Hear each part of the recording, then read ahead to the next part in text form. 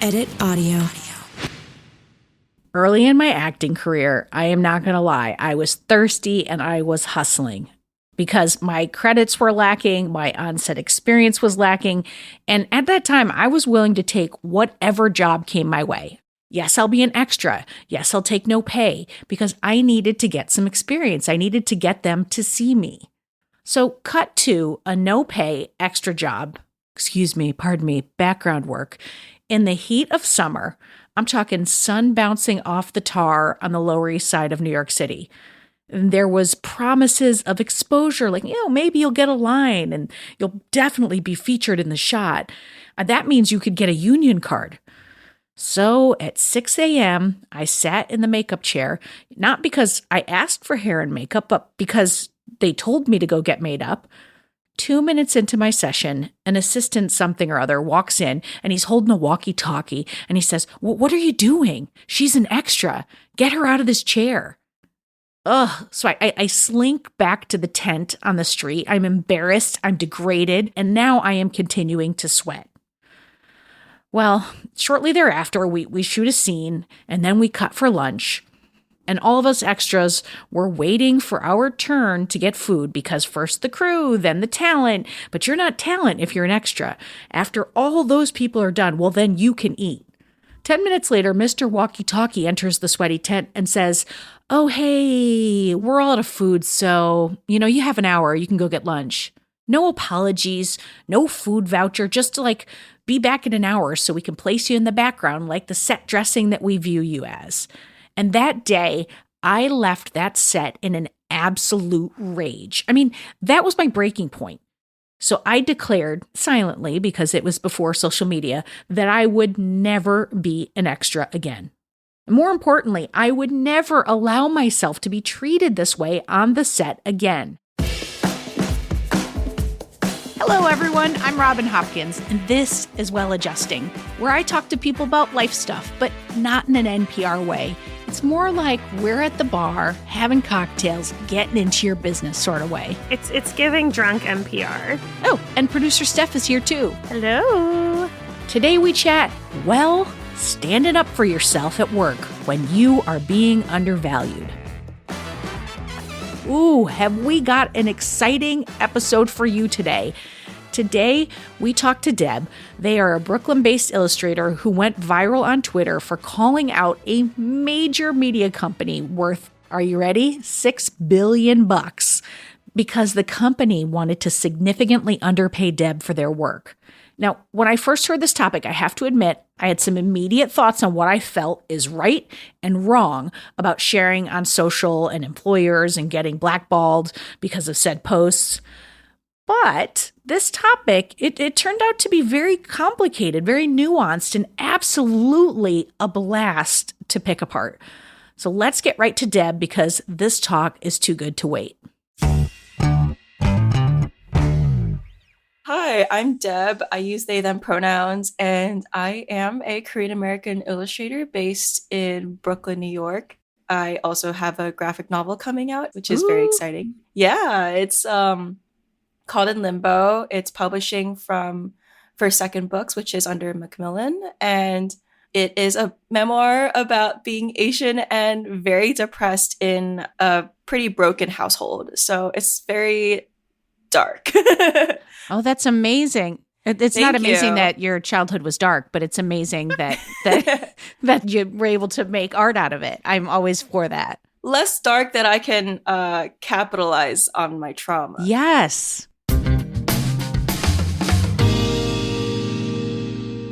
Let's talk about the question that you came in with that you wanted to talk about. It was something along the lines of, how do you call out other parties for the sake of making your industry a better place without the potential of being blacklisted? Right. You know? Can you give people some backstory about how this question comes to you and why it's on the forefront of your mind right now? Oh, boy. So in November, beginning of November, I got an inquiry through my agent. He was like, "Hey, you got something from Fortnite the game." Yeah. Who they're looking for an illustration. It would be for a loading screen. So most of their players would see it, they would want all copyright to it for $3,000. And I'm imagining like, okay, if Fortnite wants an illustration, that has to be like in the 5 figures because my agent takes 30%. Sure. Um, Ouch. yeah. So they came back and they said, yeah, $3,000 is what we normally pay. And I'm just sitting here like, really? 3,000? Like, honey, I get paid more doing book covers with struggling with like publishing houses that, you know, like arguably do not make as much money as Fortnite. Yeah. And they don't even own the image at that point. It's still Yeah. mine. So my agent and I are like kind of like, I can tell he's like kind of laughing a little nervously. Like I'm laughing nervously. And we're like, all right, well, $3,000, if that is your maximum budget, would be only okay if I get to have all copyright to the illustration, meaning that they would only be able to use the illustration in that scenario as a loading screen. So it can't be in commercials. It can't be elsewhere. No. And then they have to renegotiate with you. They would have to renegotiate with me. I would be like, I'm allowed to sell prints. I'm allowed to like use the illustration for other clients. And you can use this illustration for 1 year. I think that is very reasonable. And did you say, or you can do a buyout, but you're going to have to really increase the amount because I'm losing revenue? Yeah.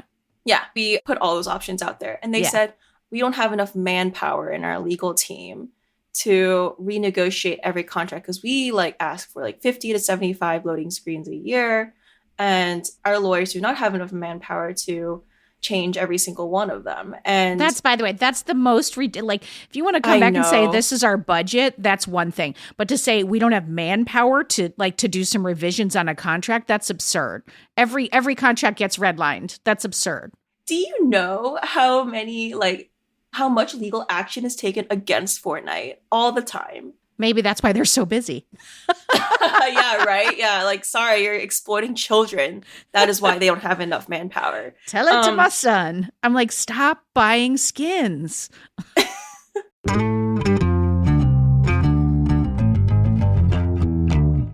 All right, people, raise your hand if you have ever been personally exhausted by email, right? Same, friend, same. We're all so constantly inundated with email. And if you're like me, going through your inbox becomes less about responding to everything and more about just finding a way to keep tabs on the messages that really matter, you know, like the ones from the school telling me my kids are in trouble that I get all the time. Anyway, that's where SaneBox comes in. Think of it as an EMT for your email. As messages flow in, SaneBox does the triage for you, sifting only the important emails in your inbox and directing all the other distracting stuff, you know what I'm talking about, into your Sane Later folder. So you know what messages you need to pay attention to now and what stuff you can get to like eventually after maybe a nap or, I don't know, a cocktail. It also, and I know I'm waxing poetically, but it has some very handy features like the Sane Black Hole, where you can drag messages from annoying senders that you never want to hear from again. Bye, friend. Oh, and it also has Sane reminders to ping you if someone hasn't replied to your email by a certain date. I mean, nothing like having to follow up on your follow-up, am I right? All right, best of all, you can use SaneBox with any email client or phone anywhere you check your email. I mean, come on. See how SaneBox can magically remove distractions from your inbox with a free 2-week trial. That's a deal. Visit sanebox.com/well today to start your trial, and you're going to get a $25 credit. That's sanebox.com/WELL. Go ahead, folks. Get it. Yeah, so we're like, this is ridiculous. And I said, okay, well, I'm not going to do it. Which I feel very strongly at this point in the story. Good for you. Because that's a knowing your worth conversation. You're already established. You have an agent, you have work coming in. So you don't need to. I mean, I think sometimes starting out you have to, but in this case you didn't have to. Exactly. And I already have a lot. I already had a lot on my plate. And so I did feel after like a day, I felt better that Fortnite will not do much for me. I am in the position where I am privileged to turn down a place like Fortnite. I would say if this were like 3 years ago, I would have still taken it because I had less work at that point. So I think I was okay turning it down. And then my friend posted a page from the Graphic Artists Guild for Ethical Guidelines or something. And it was from 2001. That edition was from 2001. And then they said, in 1935, an advertising job for an illustrator would pay $2,000 USD. For the year? Or For for that a single project. thing. Oh, in 19 when? 35. Whoa. Right? We are still getting paid. Like, a lot of places are still asking for that much for a job. And do you think that's because of the introduction of computers and, graphics programs and stuff like that? You just think it's just the industry?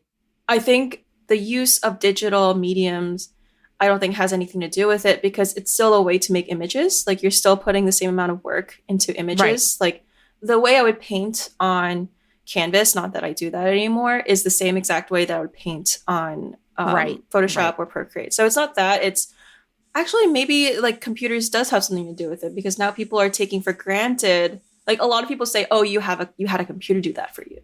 Oh, right. They don't not realize how much work it takes to draw on a computer.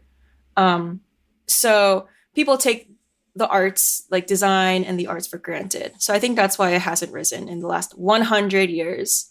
So that makes a lot of people devastated. And I said, you know what's going to be hilarious is that Fortnite, who made almost $6 billion in revenue last year, say they don't have enough money to go above $3,000, which is ridiculous. Right. Well, they don't want to set a precedent because if it's probably illustrators, I assume, is a smaller community doing what you're doing. Yeah.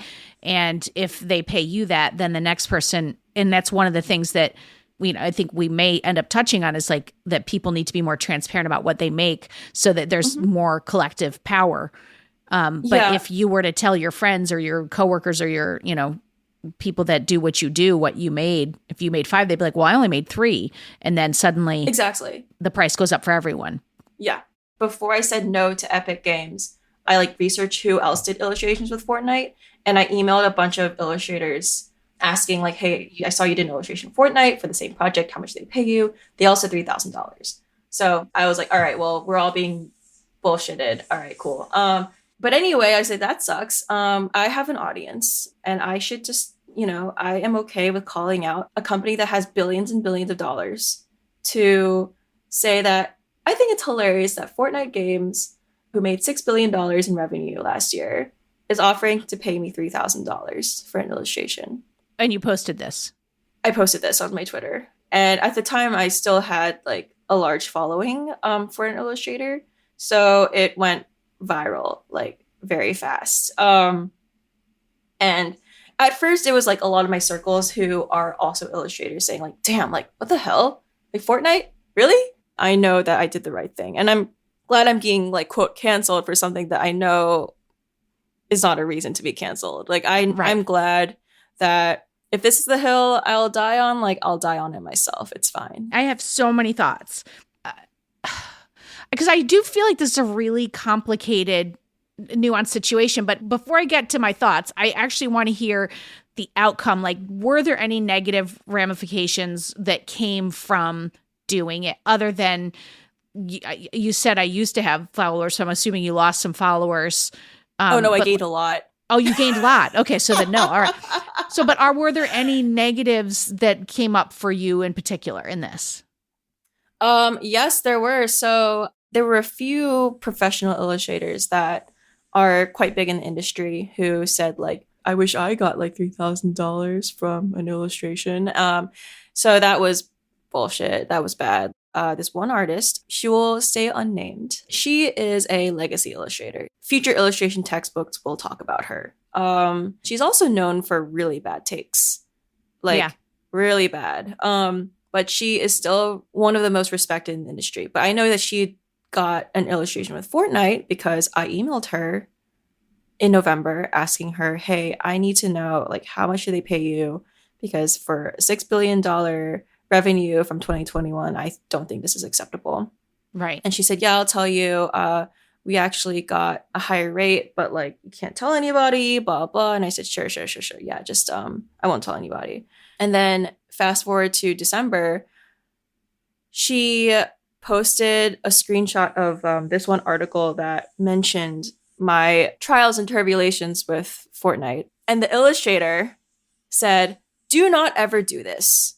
Don't do what she like a cautionary did. tale. Yeah. And obviously did not read the article because she misgendered me. And she said, like, she actually emailed me asking for how much they paid me. And I thought the email was very rude. She didn't share the email with her Facebook friends. Right. And she said, don't do what she did. You're going to get blacklisted. Your reputation is going to go down the line. Your career is going to be ruined.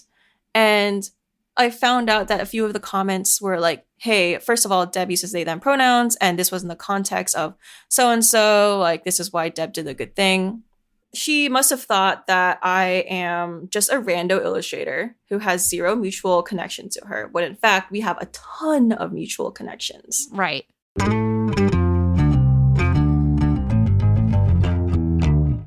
All right, people, raise your hand if you have ever been personally exhausted by email, right? Same, friend, same. We're all so constantly inundated with email.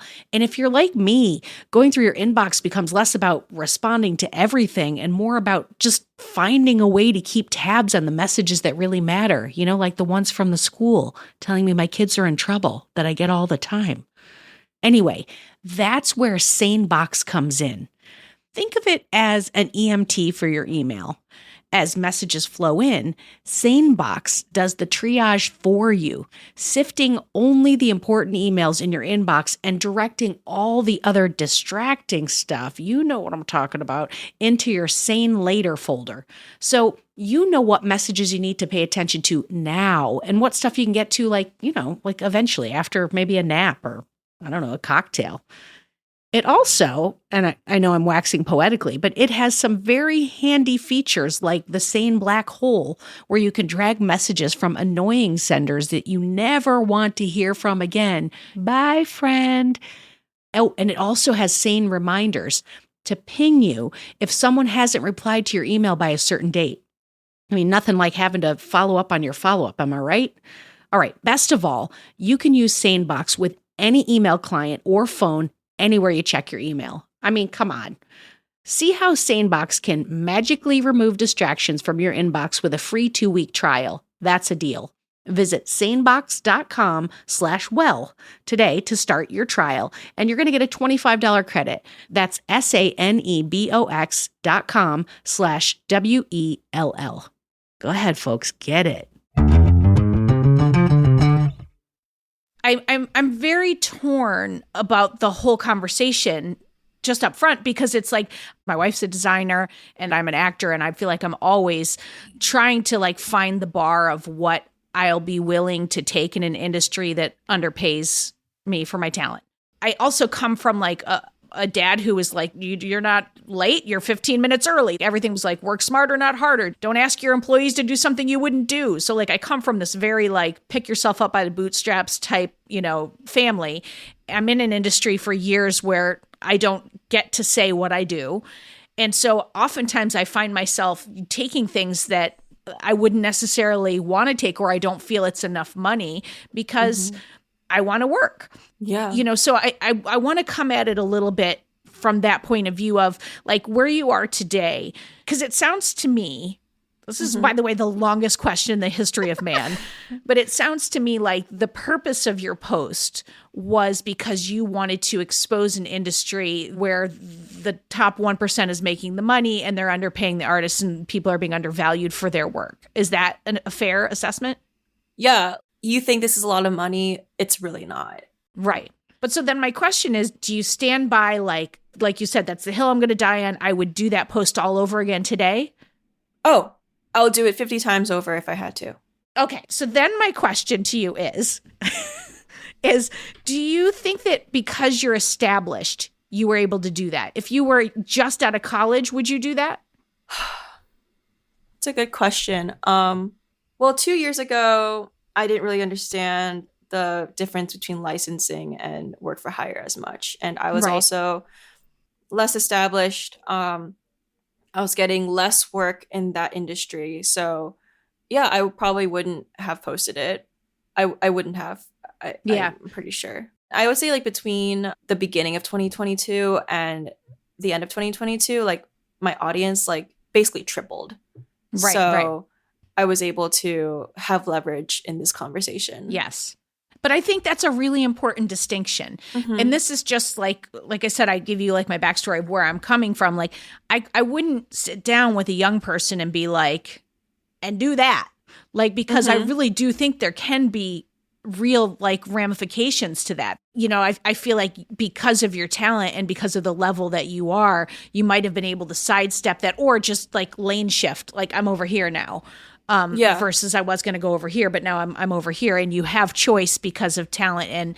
But it's like when I talk to young people, like especially like if I talk to young actors, I'm like, if you like, let's just say you don't have the best personality, you better start being really nice to everybody you pass from the second you get off the subway to the second you walk into that audition. Because I held the doorway for somebody once. I held the elevator door so that they could make it, and when I went into the audition, they were behind the table. Yeah. Now, I tanked that audition because it was early in my career and I was not good at auditioning early on, but I had a leg up. That woman was so happy to see me because I had done this nice thing. And I didn't do the nice thing because I did it because it's just like, I mean, who hasn't tried to catch an elevator? But so I'm always telling young people, like, you've got to really be careful. And so you're hitting on like a core value for me. And that's why I want to bring Steph into this part of the conversation too. Because I never want it to be like, I think, oh, what you did was wrong. But I'm just like every hair on the back of my neck is like, oh my God, I can't believe like what could have gone wrong. I think also there's some like little details that, I mean, I just lurked the tweet to make sure I got this right, but you didn't at Fortnite. So No. like, yes, you called them out, but you weren't like, I think those are And you like, didn't expect it to go viral. No, I didn't. if you're adding Fortnite, you're like, I want you to see this, you know? Whereas if you're sort of like just saying something, it's like, who knows if Fortnite will see this or not? That's not the point of this tweet. The point of the tweet is that I'm trying to get something off my chest, or I'm trying to relate to others, or, you know, figure out how I feel about this. Like, whatever the point is, it's there. So I think that's interesting. I think it's also interesting that you like tried to negotiate with them. Because Yes. to me, that is something I learned way later on. And a lot of like my regret around doing work for less money was because I lacked the confidence to be able to push back, which Yeah. I think comes with an amount of obviously privilege Experience. and safety and experience. Like you have to feel safe enough to push back, and you have to know that that opportunity might get taken away from you if you do. But I think that is so valuable because there is a scenario, or like 35 potential scenarios, where they could have come back and been like, yeah, you know what? We can't give you IP, but we can give you $1,000 more and you can sell prints or something, you know, like there Oh, could have yeah. been a conversation. And I think having that conversation is important for you in like practice. And like for me in practice, it's important for the 1% company to be like, these are the things that people want that you can offer that maybe aren't financial if they apparently don't have an extra few $1,000s. But I also Their think, lawyers are very busy, Steph. but I think there is, you know, I'm not going to stand up for Fortnite. Like they have billions of dollars, whatever. But there is an ignorance around, like, I have no idea how much actors get paid when they book gigs. Like I have no idea. Right. So if Well, I'm there's going to industry book, standards that, Well, that this is- people have been willing to accept. and for this is over where years. I'm going, is Yeah. that I think there should be some sort of pay rate guide across the industry. And like having that doesn't mean that that's what people can pay you, but it's like a nice thing that's outside of yourself that shows the third party your worth and what you deserve, you know? So like I find it really helpful because I can be like, hey, thank you so much for thinking of me. I would love to do this work as per industry standards laid out in this pay rate chart. This is my daily rate. This is like average daily rate. I've been working for 17 years. This is whatever this rate is. I haven't been working for 17 years, but you know, like X, Y, and Z means that this is my rate if you're willing to step up to that, blah, blah, blah. And it sort of takes it away from you and puts the blame on them. Yeah. Like, it's not like, which I hate that we have to do. I hate that I can't just be like, hey, I'm really good at my job. Pay me more. But to someone who doesn't know me or doesn't know the industry, like sometimes you have to legit be like, hey, this is industry standard and I have this, this, and this. So like, this is your chance to pay me more. Yeah. Well, and I think we should point out a couple of great things that you did for younger people who are in the position that you're at. You asked people. You asked a bunch of people in the industry who had done the job to ask what that was, to see if it was standard. You know, I think that's really important. And then you negotiated, like Steph said. So you did do some really, I think, smart things. I think one of my questions is around the permanence of it. I love what you were doing in calling out an industry and calling out the standards being too low. I think my worry, and this is like, you know, I'm your mom now, Deb, and I apologize for that. But I think my worry is like, and I'd like to hear your thoughts on this, but if it comes down to you and someone of the same talent and they Google you and that lives in permanence forever, are you concerned about that? That they might go, well, this is a person who maybe doesn't care about confidentiality because you did name check the company. So like, does that worry you or concern you, or what are your thoughts on that? So that's interesting because to be honest, I didn't think about so I didn't sign an NDA. Right. That's another thing. I think if that lives under my name, I take that with pride. I am more than happy that it lives under my name because I want to be one of the people who say like, this is bad and you should not settle for less if you are able to. If you are in a situation where you don't need to take that, don't take it. I mean, you're lucky it went viral because in that instance, it drove attention to the issue that you wanted to. Yeah, it started like a little thing where this illustrator, Daniel Zender, who regularly does illustrations for New York Times, he posted on his Instagram that, I've been getting the same $500 I got paid 10 years ago. He's 120 years old. You know, back in my day. And that's, by the way, another point for young folks. You have to often go in and say, I'd like an increase in my day rate or my fee schedule, because they're going to just keep paying you what they pay you if you don't ask. If you don't say, this is what you hired me to do, I do more, or I've been with you a long time, I deserve this. I'm not going to name this person, but I do have a few friends who are art directors at the New York Times who also agree that $500, $300 is nothing to be paid. And they actually ask the artists that they're hiring through a different platform saying like, hey, I want you to email me saying that you want a higher rate so I can forward this to my manager and say that artists are asking for a higher rate. Yeah. So there are people on the other side who agree that rates are in the basement right now and need to go up a little higher. Forever. Yeah. What I do is look at every relationship and be like, okay, what can I take out of this that will serve me in the negotiation? Like if it's not money, how else can I benefit or get what I need out of it? So if that is social capital, name recognition, longer timelines, if I align with the mission of the thing, if it's a cool project that I want to be working on, if it's a way that I could train someone on my team, I look at those things and I'm like, okay, you know, is one of those other buckets worth missing out on $1,000? I think that's a really good distinction, Steph, because it is true. Like I'm in more of a need place in terms of my acting career. And it does seem, Deb, like you looked at it and you said, I don't think they can give me more than what I'm already doing on my own. I don't think that this is my worth, and therefore I don't need this. So I think that's a really important distinction for folks when they're in this space of like, do I blow it up or not? Well, might you need them in the future? Might you, like, you know, looking at it from that point of view? Yeah. I'm going to edit you for a second. Not need. Do you want them? Do you want them in your future? Because like need, I feel like is like fear-based, whereas like want is like, what do I want in my life and will this like serve me? If there are people who see that I called out Fortnite and say that they don't want to work with me because of that, then I don't want to work with them either. I don't want to work with the people who are also corporate bootlickers.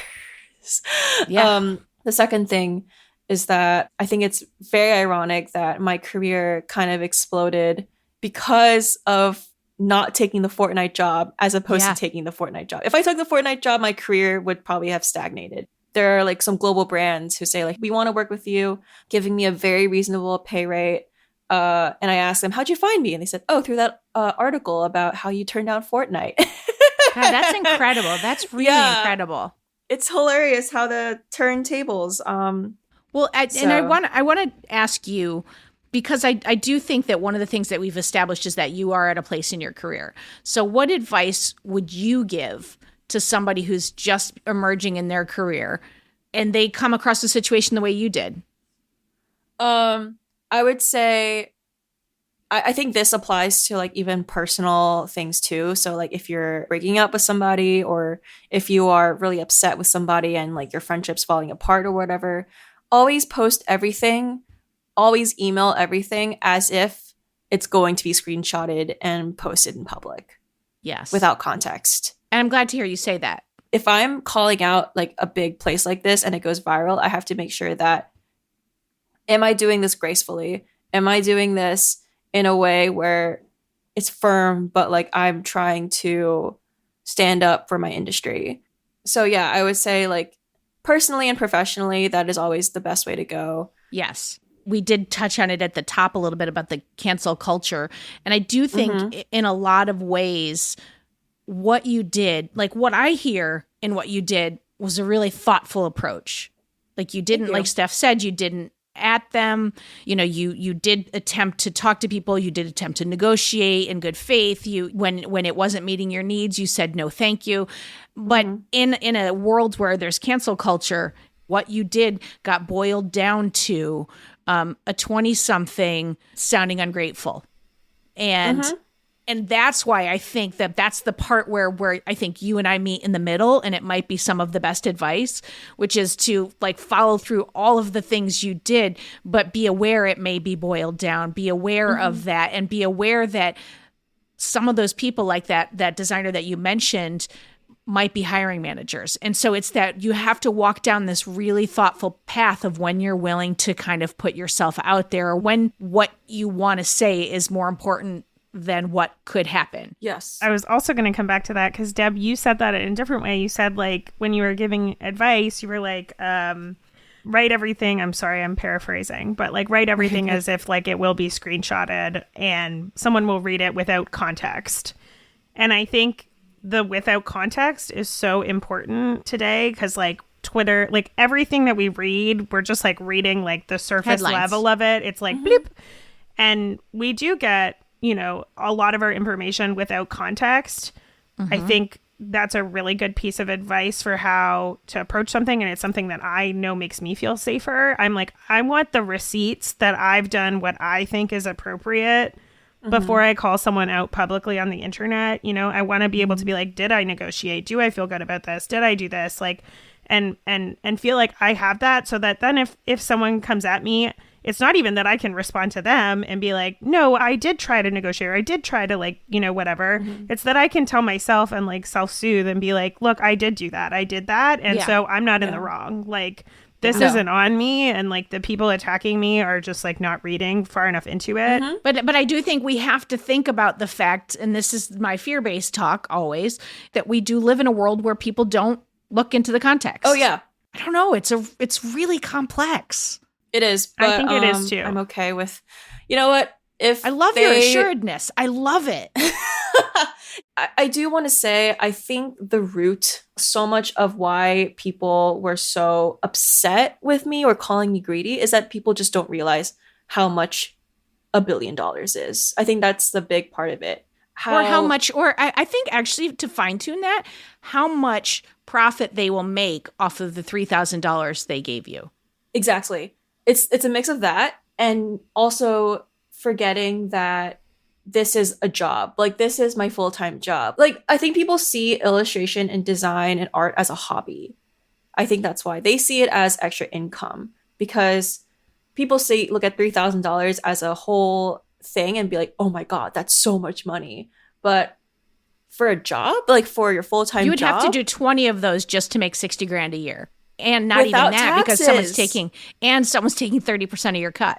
Exactly. I mean, really, it all comes down to capitalism sucking. It really does. It really does.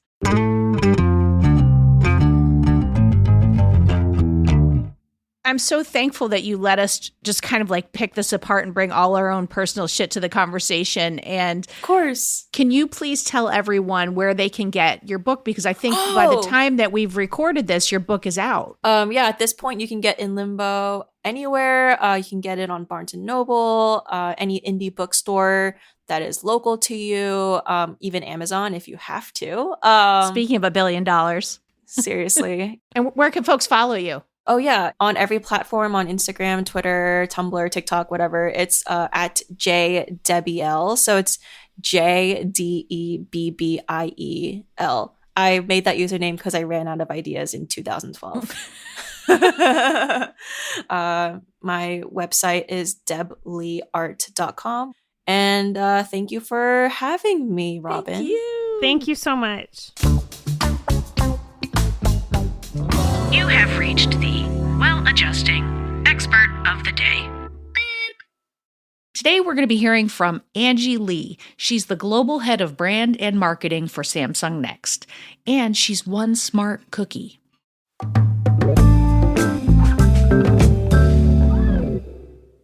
Everyone wants to know that their work is being valued fairly. So whenever I have a friend who comes to me and asks or suspects that they are being underpaid, I recommend they take 3 steps. First, arm yourself with research. Find out what your role is getting compensated out in the world, keeping in mind level setting, keeping in mind industry, keeping in mind geography. The second is to evaluate your current position holistically. So yes, there are companies that will pay exorbitantly well, but is that at a cost of a really terrible company culture? And so thinking holistically about the benefits, about the culture, about the quality of the mentorship and the leadership, some of the benefits around work-life balance, working from home, all of these things should weigh into the evaluation of your current role. And once you have a better sense, then the third step is to go speak to your manager or your client to tell them what you've learned and to work with them collaboratively to try to find a solution where both sides can feel that they are getting value out of the relationship. So there are 3 things that I always recommend folks keep in mind when they're negotiating. First, remember there's a distinction between worth, value, and budget. What you believe you are worth may not always match with the value that a company thinks you bring to an organization or the budget they may have for the role. Second, remember that the world is small and always behave and speak as if your words and your actions are going to be public. Sometimes people assume that they're in a closed room negotiation, and so therefore their actions and their behaviors won't have ripple effects outside of that room. Your reputation is the one most important thing that you carry from role to role. So always behave in a way that you would feel proud of when speaking or describing your negotiating process to someone else. The third thing I always tell people to do during a negotiation process is to observe and assess how the other company engages.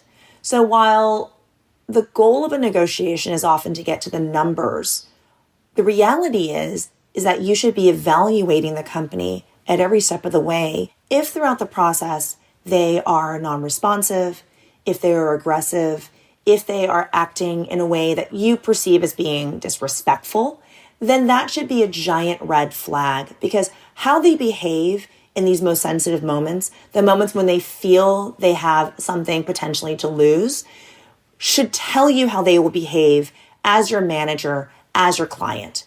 And so the other thing to remember when you go into a negotiation is that ultimately making a decision whether or not to accept a role should depend upon also how they behave and make you feel throughout this process. Ooh, that was some really fantastic advice. So thank you so much. And I'm going to add on to that. Don't post in anger. Don't react to offers or employers when you're in a charged emotional state. Think it through. Ask folks to read responses or posts over. Wait a day. Your future employed self will thank your current you. Okay, folks, we are all talked out over here.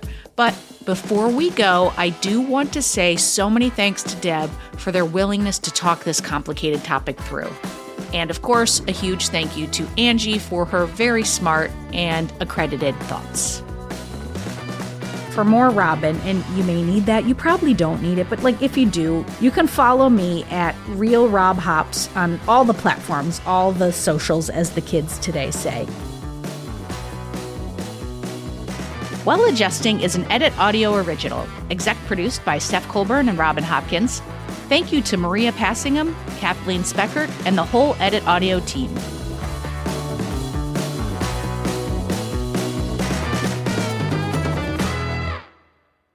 Oh, hey, before you take out those AirPods, this show is just for entertainment. If you are in need of help, please, please, please reach out to a professional. Go ahead and get that help. You deserve it. At Cosmopolitan, we're famous for keeping your secrets and for getting to the bottom of your most burning questions. In a new podcast, we're turning our notorious Cosmo confessions into a safe space to talk out all the gory but helpful details of getting through life's weirdest stuff, from toxic in-laws, the in-laws are going about this the wrong way because that's trash, to friends with messy finances, should you be lending your friends money, to having crushes on your coworker. Listen to Confessions wherever you get your podcasts, and send us your confessions.